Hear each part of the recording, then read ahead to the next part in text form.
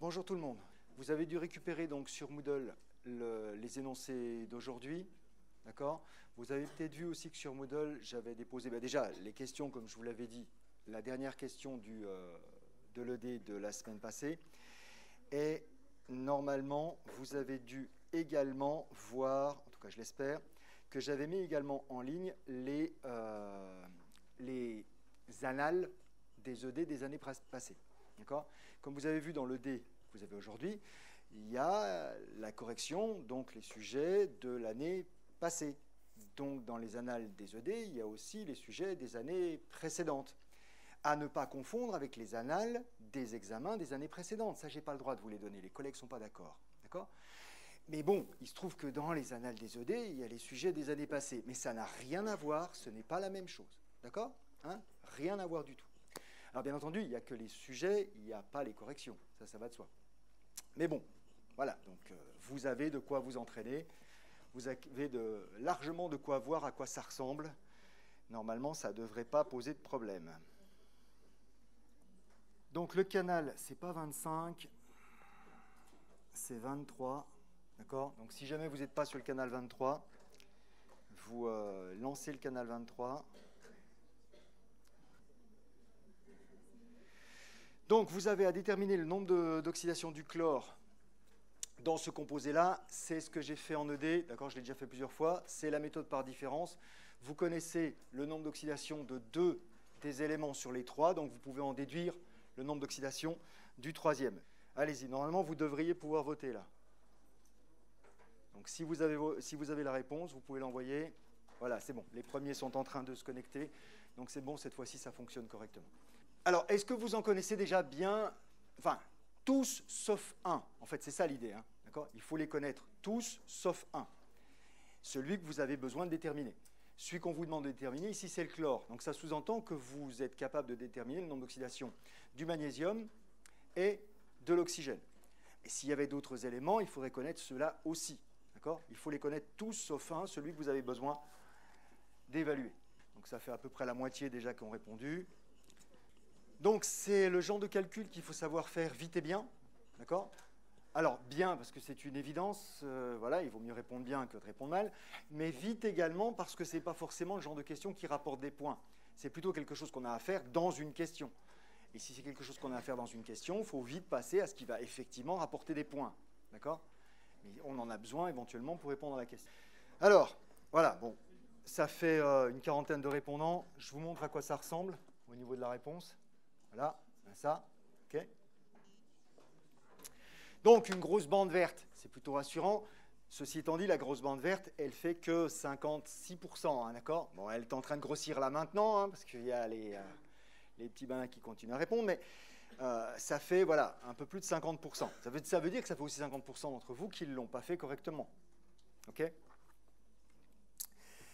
Pour démarrer, vous avez besoin donc de savoir quel est le nombre d'oxydation du magnésium et de l'oxygène. Pour le magnésium, il y a deux manières de voir les choses qui sont parfaitement équivalentes, hein. Vous avez du MgClO2 à l'intérieur, et soit vous savez que Mg, quand c'est dans un composé, ça libère du Mg2+, et donc vous allez avoir du ClO2 2-, d'accord ?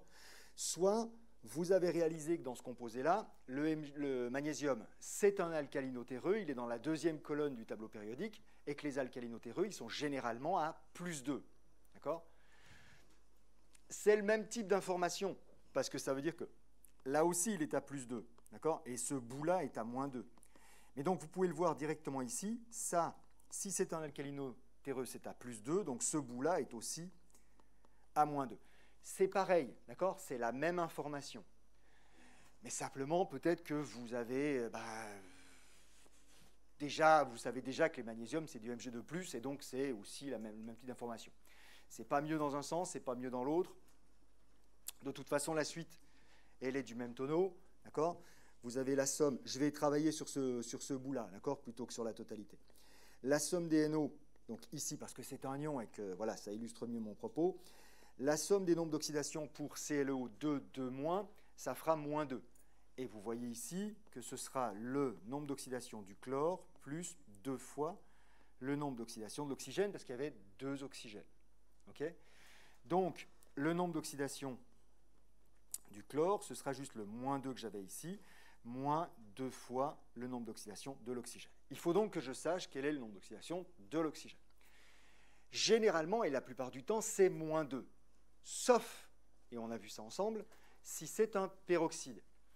Et il y a une condition absolue pour que ce soit un peroxyde, c'est qu'il faut qu'on ait au moins 2 oxygènes. Quand on a un seul oxygène, le problème il est réglé, c'est forcément pas un peroxyde. Mais là, on en a bien 2. Donc, il faut savoir si dans cette molécule ou dans cet ion, là, en l'occurrence, puisque je parle juste de l'ion, j'ai une liaison oxygène-oxygène. Si j'ai une liaison oxygène-oxygène, c'est un peroxyde. L'oxygène est à moins 1. S'il n'y a pas de liaison oxygène-oxygène, l'oxygène est à moins 2. Ben, ce n'est pas un peroxyde. Voilà, point. Mais pourquoi ce n'est pas un peroxyde? Ben déjà, parce que moi je le sais que ce n'est pas un peroxyde. Voilà, ce qui est déjà une excellente raison pour laquelle ce n'est pas un peroxyde. 2, moi je sais comment ça s'appelle. C'est une chlorite. Et ce n'est pas un peroxyde de chlore ou quelque chose dans le genre. Et puis 3, en bricolant un peu sur les règles de Lewis, on peut déterminer une structure de ce truc-là. Elle est relativement fausse par rapport à ses propriétés chimiques. Mais on peut bricoler la structure et ça va nous donner un chlore central avec 2 oxygènes de chaque côté. Donc pas de liaison oxygène-oxygène. Parce qu'on aurait pu avoir chlore, oxygène, oxygène. C'était tout à fait envisageable. D'accord ? Mais ce n'est pas ça qu'on va avoir. C'est un chlore central et 2 oxygènes de chaque côté. Ça fait 3 bonnes raisons de ne pas considérer cet ion-là comme étant un peroxyde. Oui, mais il est gentil. Lui, il sait ça. Nous, on ne le sait pas. Si. Maintenant, vous le savez. Je viens de vous dire que ce n'était pas un peroxyde. D'accord ? Je viens de vous dire aussi que c'était une chlorite. Et j'ai rajouté par-dessus que la structure, c'était un chlore central et 2 oxygènes. Donc vous êtes aussi au fait que moi, en fin de compte, quant à vos compétences et connaissances sur le fait que ça, ce n'est pas un peroxyde. D'accord ? Et comment on fait autrement ? C'est toujours la même chose. Soit vous avez le nom, soit vous avez la structure et vous voyez bien qu'il n'y a pas une liaison oxygène-oxygène, soit vous savez d'une manière ou d'une autre, même si vous avez ni l'un ni l'autre, d'accord, que ce n'est pas un peroxyde. Je vais prendre un autre exemple. Vous savez ce que c'est qu'un nitrate, NO3-. Je suis sûr que vous l'avez déjà vu. Vous savez ce que c'est qu'un sulfate, SO4-2-. Il n'y a pas peroxyde de soufre dedans. Il n'y a pas peroxyde d'azote dans le nitrate. D'accord ? Ça existe le peroxyde d'azote, d'ailleurs. Okay ? Ce n'est pas ça les noms. Donc vous savez que ces 2 composés-là, que vous connaissez déjà, ce n'est pas des peroxydes. Pourtant, il y a effectivement plusieurs oxygènes dedans. Vous ne l'aviez peut-être pas vu sous cet angle-là, mais effectivement, vous savez que ça, ce n'est pas des peroxydes et on n'a pas besoin de vous le redire. D'accord ? Parce que vous savez que SO4-, c'est un sulfate, vous l'avez déjà vu, ça s'appelle un sulfate, pas un peroxyde de truc-muche, donc il n'y a aucune raison que ce soit un peroxyde. Okay ? Et cette base de connaissances de molécules qui sont plutôt ceci ou plutôt cela, vous en avez déjà une petite partie, et c'est quelque chose qui s'accroît avec le temps et avec les connaissances qu'on peut accumuler en tant qu'étudiant ou en tant que professionnel derrière, selon le métier qu'on exerce. D'accord ? Mais elle n'est déjà pas nulle, votre connaissance du sujet. Il y a déjà des espèces dont vous savez que ça n'en est pas. Celle-là, elle n'en faisait peut-être probablement pas partie. Okay ? Mais en même temps, quand on a fini le cours, je vous ai aussi parlé des perchlorates. D'accord ? En vous disant que les perchlorates, ce n'est pas des peroxydes de chlore, la même chose. Donc les perchlorates, ils sont arrangés dans la même base de connaissances. Vous savez aussi que ce n'est pas des peroxydes. D'accord ? C'est bon ? Donc, on sait que ce n'est pas un peroxyde, et on est tous d'accord là maintenant. Ça veut donc dire qu'on va avoir moins 2 fois, moins 2 pour l'oxygène, d'accord ? Ce qui va nous faire effectivement plus 2 pour le chlore ici. OK ? Bon, si vous n'êtes pas parti de l'ion chlorite qui est ici, vous êtes parti de la molécule complète en mettant que Mg était à plus 2, c'est pareil, hein, d'accord ? C'est exactement pareil, ça ne change strictement rien. C'est bon pour tout le monde ? Ouais ? On peut avancer ? Alors on avance.